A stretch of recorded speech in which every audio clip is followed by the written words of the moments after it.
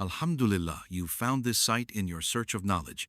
May you benefit from it, and may it help you in your Quranic, religious, and spiritual journey. Assalamu alaikum. Welcome back to Islam Explained for Beginners. In our last episode, we talked about Ramadan, the month of fasting, patience, and spiritual renewal. But Ramadan isn't just about abstaining from food and drink, it's also about empathy. And when Ramadan comes to an end, Muslims celebrate Eid not by hoarding food or wealth, but by giving. And that leads us to today's topic, which is Zakat, which is often translated as charity. But in Islam, it's much deeper than that. It's not just an act of kindness, it's a pillar of faith. So let's walk through this together. Well, picture yourself in Medina over 1400 years ago. The community is still young. People are learning to live as Muslims. They're praying, fasting, building a society rooted in justice. And one day, the Prophet Muhammad, peace be upon him, gathers the believers and recites the words of God revealed in the Quran, establish prayer, and give zakat. This is chapter 2, verse 110. This particular message, it's very clear.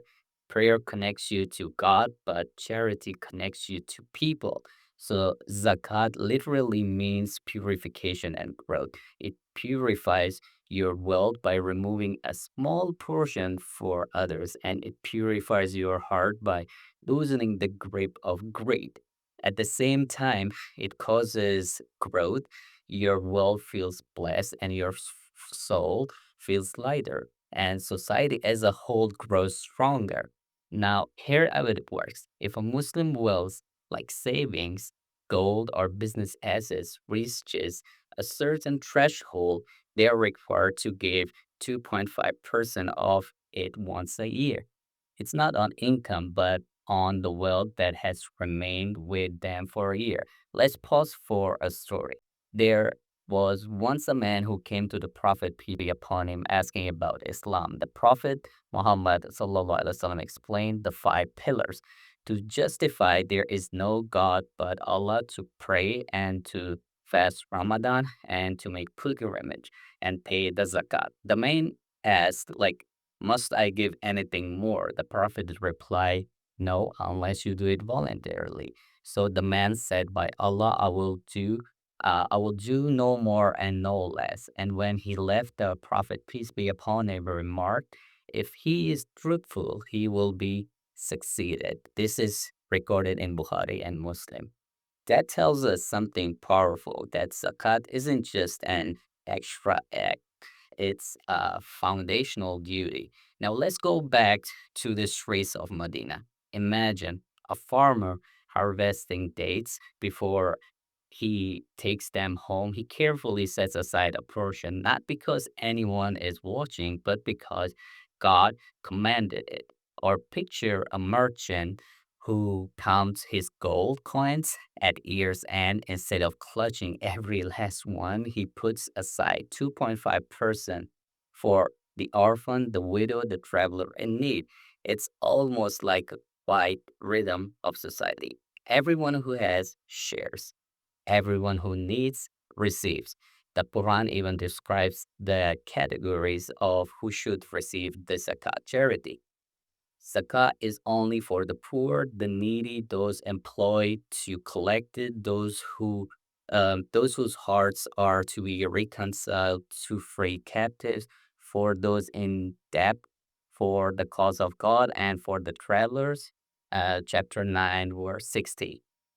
It's striking, isn't it? Like 8 categories. It shows that zakat is not just random, it's a system designed to lift every corner of society.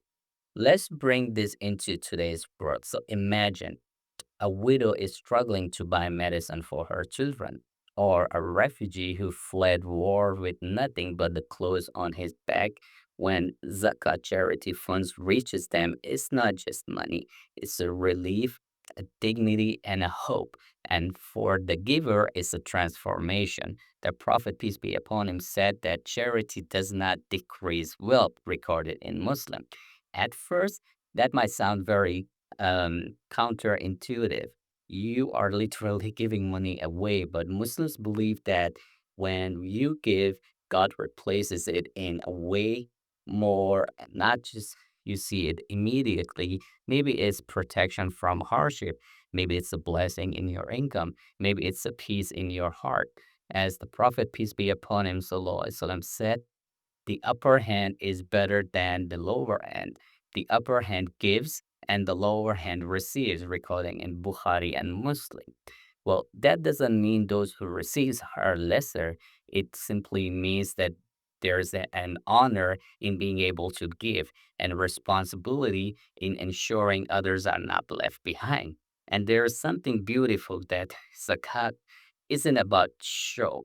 The Prophet, peace be upon him, taught that one of the seven types of people who will be shaded in God's on the day of judgment is a person who gives charity so secretly that his left hand does not know what his right hand has given, recorded in Bukhari and Muslim. So now imagine this. Giving so quietly, so purely that no one knows except you and God, that's a God charity. A pillar that keeps wealth circulating, heal hearts, and keeps society from collapsing under greed.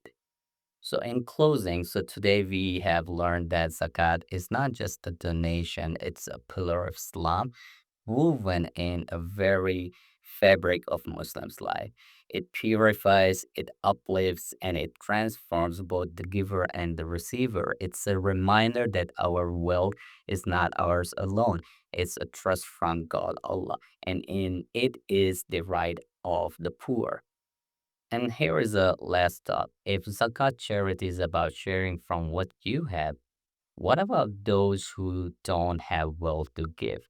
Are they left out of charity? Well, not at all.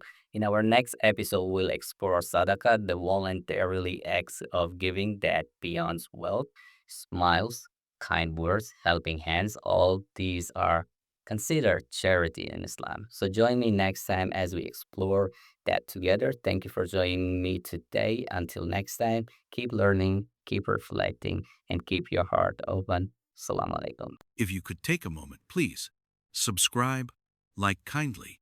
Your support will help maintain this site and keep it here on the web for many more years to come, inshallah. May Allah accept and multiply your reward and for all of us. Amin.